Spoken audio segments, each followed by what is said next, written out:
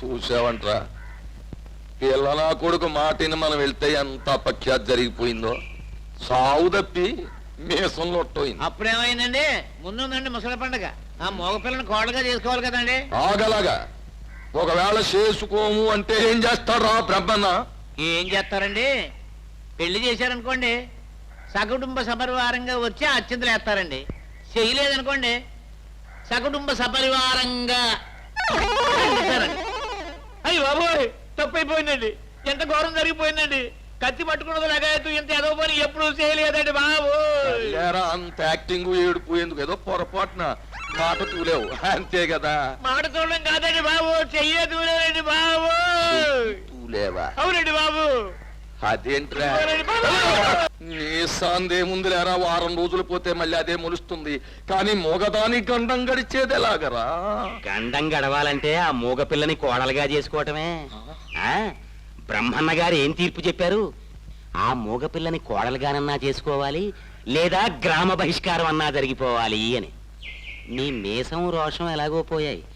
ఆస్తి ఐశ్వర్యం వదులుకుని, పైగా కలకాలంగా మీరు కలలుగంటున్న ధర్మపీఠాన్ని కూడా వదులుకుని పక్కూరికి పారిపోతారా? నేను చస్తే వెళ్ళను. అందుకే ఆ పిల్లని కోడలుగా తెచ్చుకోండి. ఆ తర్వాత చాణక్యుడి పథకం వేస్తాను. ఏమిటది? ఓ సంవత్సరం గడిచిన తర్వాత ఆ అమ్మాయికి పిల్లలు పుట్టే యోగం లేదని, అసలు జాతకం ప్రకారం ఆ అమ్మాయి కొట్రాలని చెప్తాను. ఆ తర్వాత ధర్మపీఠం దగ్గరే బ్రహ్మన్న గారి చేత రెండో పెళ్లి జరిపిస్తాం. నిజం పోయినా రోషంలో పెట్టావు శాస్త్రి.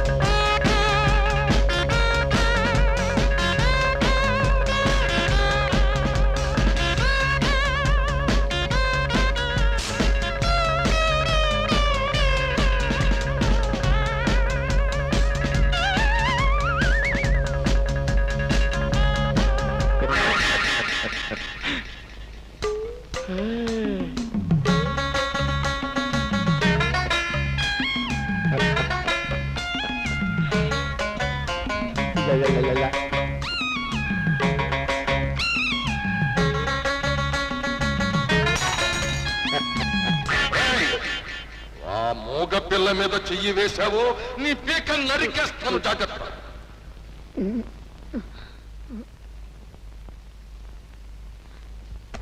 నువ్వు అక్కడ పడుకో, నేను ఇక్కడ పడుకుంటాను.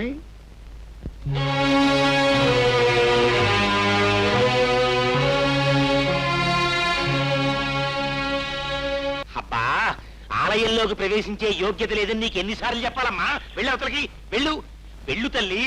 అవతల అర్చనకి టైం అయిపోతుంది. నీకు నమస్కారం చేస్తాను. ఏమిటి ఏమిటి శాస్త్రి, ఎవరితో మాట్లాడుతున్నావో తెలుసా? నా కోడల్ని పట్టుకుని గుళ్ళోకి రావడానికి వీల్లేదు అనడానికి ఎంత ధైర్యం అయ్యా నీకు? తమరే ఆవిడ జాతకం చూపిస్తున్నాయే, అది చూశాక ఎలా రానివ్వమంటారు? ఎందుకు రానివ్వకూడదు అని అడుగుతున్నాను. ఎందుకు అంటే ఆవిడ గొడ్రాలు. ఆవిడ చేత పూజలు చేయిస్తే పులి స్త్రీల పుస్తలు పుట్టుకుని దిగుతాయి. ఏమా చేయించేయమంటారు? అయితే రాయుడు గారి వంశం బుల్లెబ్బాయి గారితో సవరమేనమాట.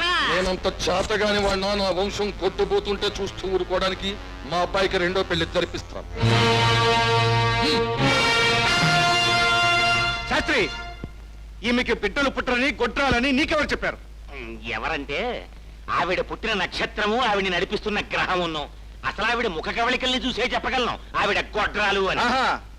ముఖ కవళికలను బట్టే జాతకాలు చెప్పేస్తావన్నమాట. సగర్వంగా. అయితే ఇప్పుడు నా ముఖ కవళికలను చూసి మీ ముగ్గురులో ఎవరిని తంతానో చెప్పు. తెలీదా?